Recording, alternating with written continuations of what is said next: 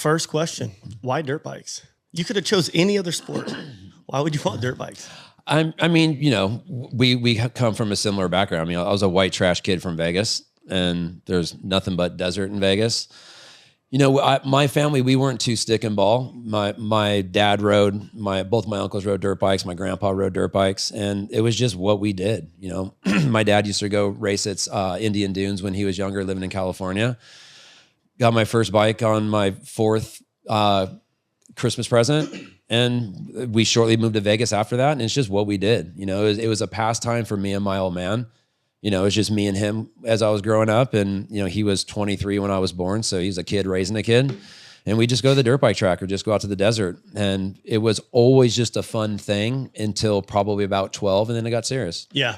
That's when you guys start chasing all the trophies, going to all the nationals, doing all the shit. Yeah. I mean, you know how it is. Like, you know, there comes a certain point, like, I guess in any sport, you know, like you start doing something at 4 or 5 years old and, you know, you get better at it and you show some, you know, some positive aspects of it. And then it was like, all right, cool. Like this, maybe I can do this for a living. You know, I think what's so much different about motocross specifically is like, especially in our era, you know, there wasn't a lot of money to be made. So it wasn't like, oh, I'm going to sign a big old contract and have a house on the hill. It was like, all right, cool. I can maybe hopefully make 150 grand a year and ride a dirt bike, not swing a shovel for a living.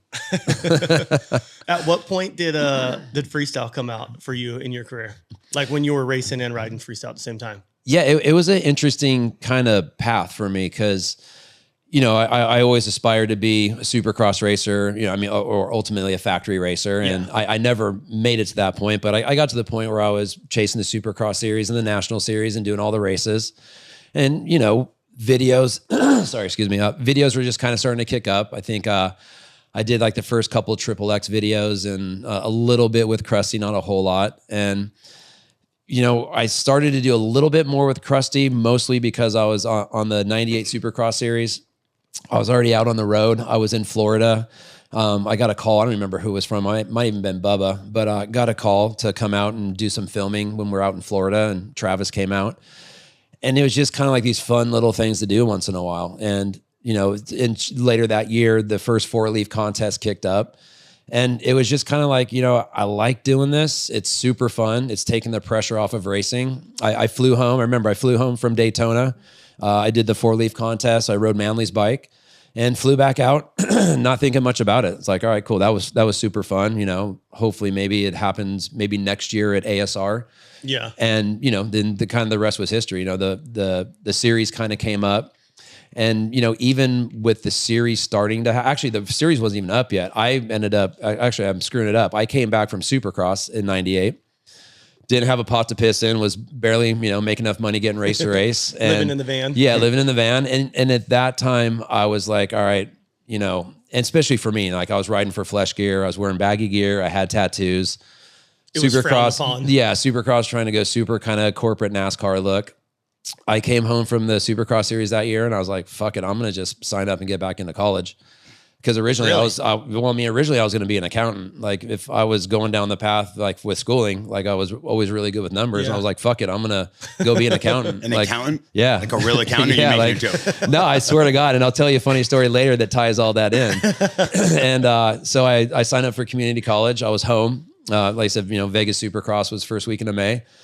And I got a call from a buddy to go do Warped Tour. And he's like, hey, we can pay you $1,500 a week, you know, $20 a day per diem. And in my head, I'm like, all right, cool. I can go make some cash. I was going to do the US tour, go make a little extra money for college. And went and did Warped Tour, came home at the end of that summer, actually enrolled and I went through like maybe like a month of courses out of community college in Vegas. Crazy. And then the 4-leaf series kicked up. And, you know, so I went out and did those events, all within the back of my mind, like, all right, cool. I'm just going to make some extra money for school. Never was like, this is going to be my career path. I mean, because we didn't know, you know, it's like, I want to say the 4-leaf event was my very first freestyle event. Yeah. The Havasu one. And those dudes were squirrely as shit. I mean, good on them, but it's like, you don't think they're going to have a business model together to actually allow us to go do this. You never thought sponsors are going to be throwing money at you to go be a jackass and make money doing it. Exactly. Because back then, like everyone looked at us like, oh, these dudes are dumbasses. Yeah, like, they're squirrely, and even the racers weren't making much money. So like, why are we going to make money doing it?